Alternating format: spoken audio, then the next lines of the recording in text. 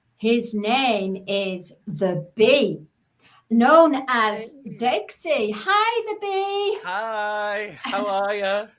Good, we're good, very good. And where are you from? Where are you? Manchester. Manchester. Yes. Oh my God, Red. Me and Dex go back a long way, and basically, honestly, it's like Dex is like my soul brother, cosmic soul brother, and I never knew he was a drag queen.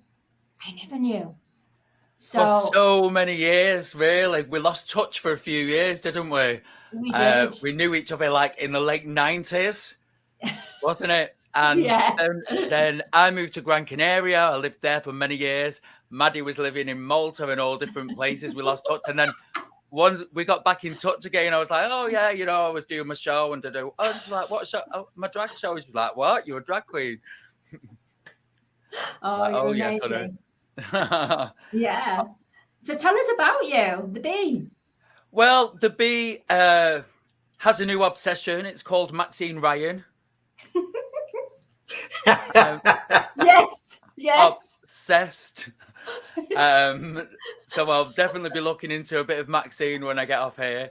But, you know, I'm just in Manchester. I'm traveling around the UK at the moment doing my show in different venues all throughout the whole of the UK. I do like a multi-tribute show. It's like a fun kind of comedy singing show where it's just like I do all different characters like Cher, Dolly Parton, Tina Turner, Freddie Mercury, Michael Jackson. Just have loads of fun with the people, the audience, basically. And we have a really good time every time I go out. That's my night job. I only do that at weekends. And of course, as you know, Maddie, in the daytime, I run a dog rescue and I do a dog walking service, you know. So I'm always busy with like dogs. Animals are my number one, which was great to see the horses before as well, you know, because they always come first, you know. Fantastic. So what are you going to do for us today for World Jenny's Day? Okay, for World Jenny's Day, I thought it'd be nice to do something a little bit upbeat. I thought I'd bring you all back to the 1980s, which is my favorite era for music, my absolute favorite time. And I want to bring you one of my icons, someone who I loved growing up as a child and someone who's even more fabulous now, which is the one and only Boy George. Okay, so I thought I'd give you a quick transformation. It only takes 2 minutes. Don't worry, I won't be here all night. I'll have to take my headphones off for this. So this is how I quickly get changed into Boy George for my show. So I'll rip the wig off. There we go. Take the... Get rid of them. We don't need them anymore. Here we go. Boy George is such a great one to do because he was such an icon, you know, and everybody all over the world loves Boy George. They love Culture Club. They love all the 80s music. 80s is back. I don't know whether you saw It's a Sin on Netflix or not, but it's a great show, but the 80s back. So here we go. Very, very easy. Wig on. Here we go. Looks a bit of a hot mess, you see. These things only ever come together right at the very end, you see. This is how we do these things, you see. Give a little bit of styling of the fringe. There we go. Oh. Bring the plaits around.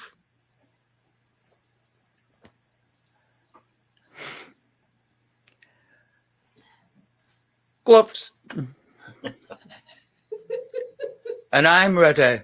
I'm ready to give you my Boy George 80s fantasy.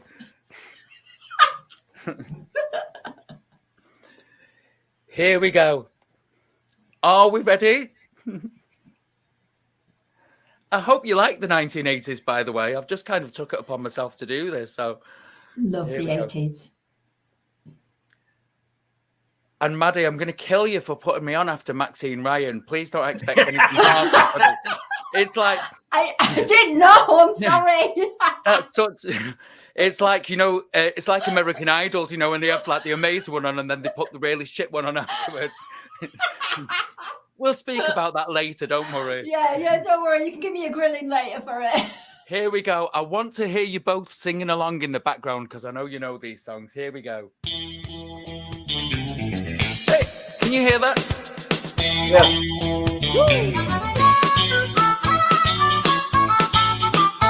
Is it loving in your eyes all the way? If I listen to your lies, would you say I'm a man without conviction? I'm a man who doesn't know how to say contradiction. You come and go, you come and go. Come to me.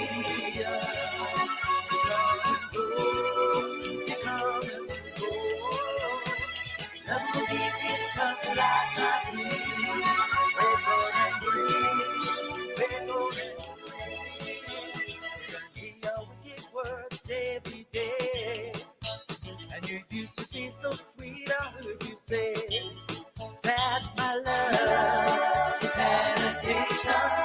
When you came, our love is strong. When you go, you gone forever. You stayed alone. You stayed alone.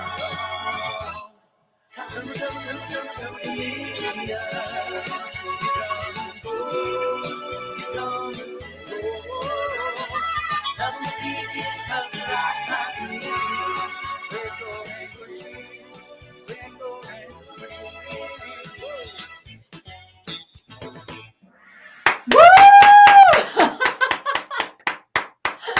Thank you. Wow, it's incredible. Red, what do you feel? A Hey, little wait a younger. minute. A little younger. Oh, we're back again. A little younger. Well, 70s, 80s, big time in my life. I was actually 60s. I was a teenager, but still saying the music is great all the way. Just it changes here, there, and yonder, but it's all good.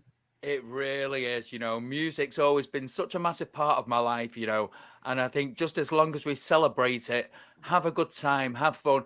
The world, we need to be more optimistic about the future because it's very easy to slip into the pessimism, and at the moment the world's a very grey place, which is why, as I can see from your backdrops, and obviously the more colour we can bring into the world right now, the better.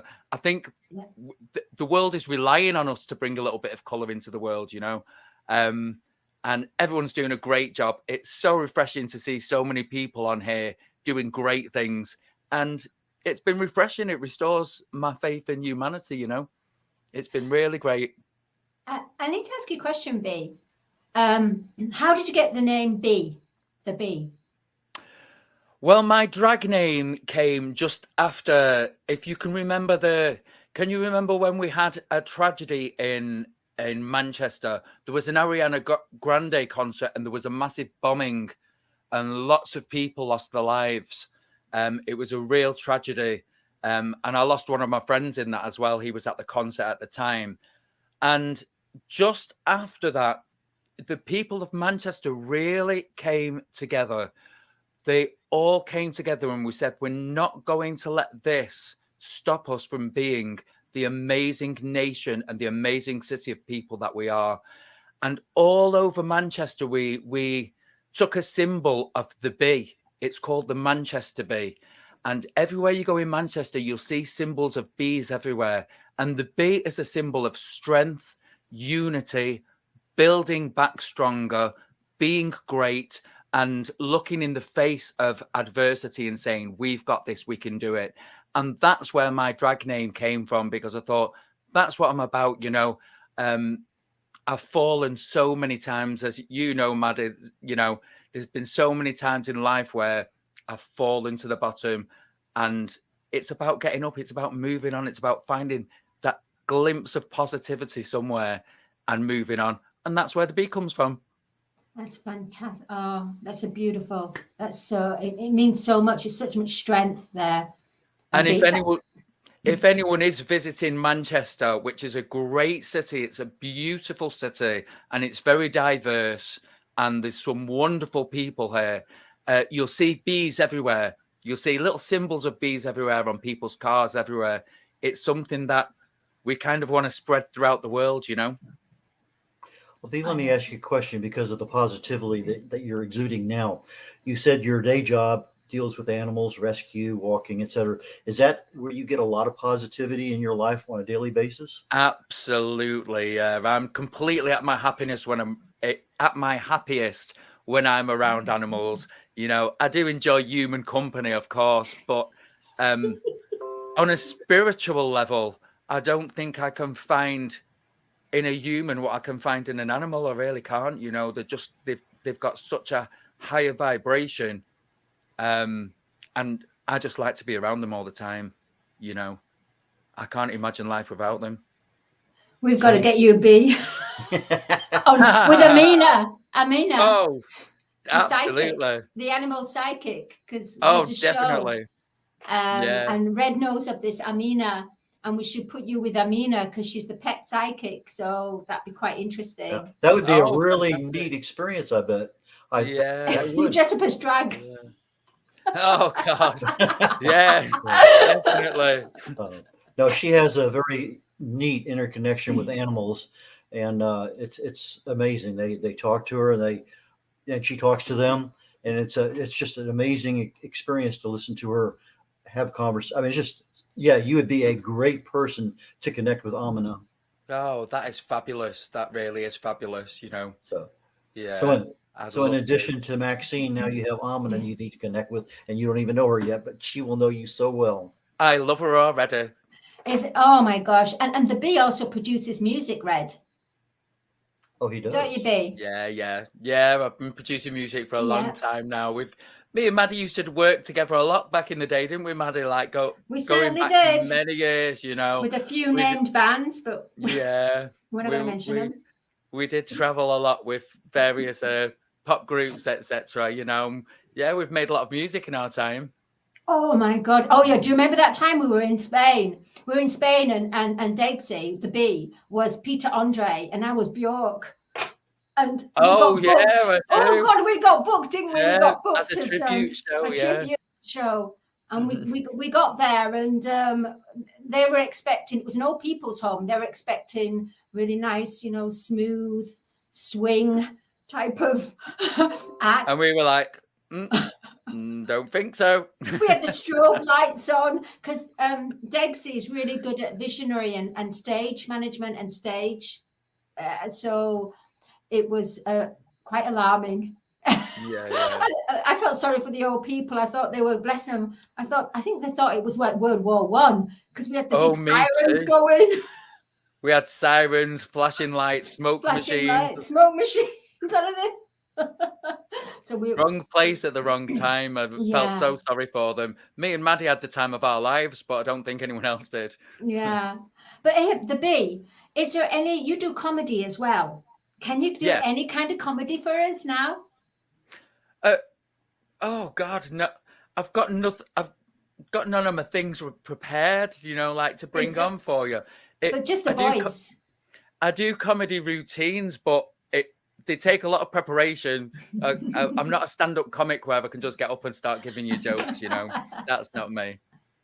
It's all routines. It's all needs to be organized before, you know. How long do you take for your makeup? It takes about an hour. Yeah, it takes about an hour. Wow. And the bee, before we're going to close now for this hour, where can people reach you? I'm on Facebook as The Bee Drag. I'm on Instagram as The Bee Drag, or Bee Media also on Facebook. And that's it really. I'm also on Instagram, so they can reach me anywhere really. Or if they're in the UK, I'm always traveling around. I have do my show Friday, Saturday, and Sunday nights. I'm always in a different place each time, so I'm sure I'll bump into some of you along the way. Wonderful. It's been great, honestly, The Bee. I've never seen you in drag. I just find it so strange. I'm kind of like trying to.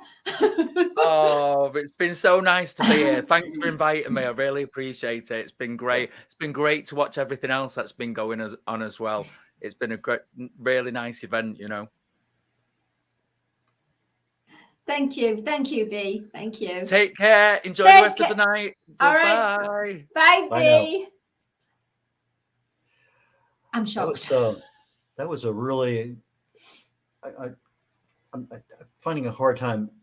He talked about Ariana Grande and the explosion there and stuff, and those things are just and to pick up after that and to assume a name like that, they're just it kind of sent shivers down me a little bit. The fact that he's doing it so well. Yeah, it's a phenomenal how he's working everything together, and the fact that Manchester now have the emblem of the bee as an emblem of strength and unity. I love that. I love that. Okay, I think we need to have Dr. Jacqueline close us out for right now. Yeah, absolutely. Well, this is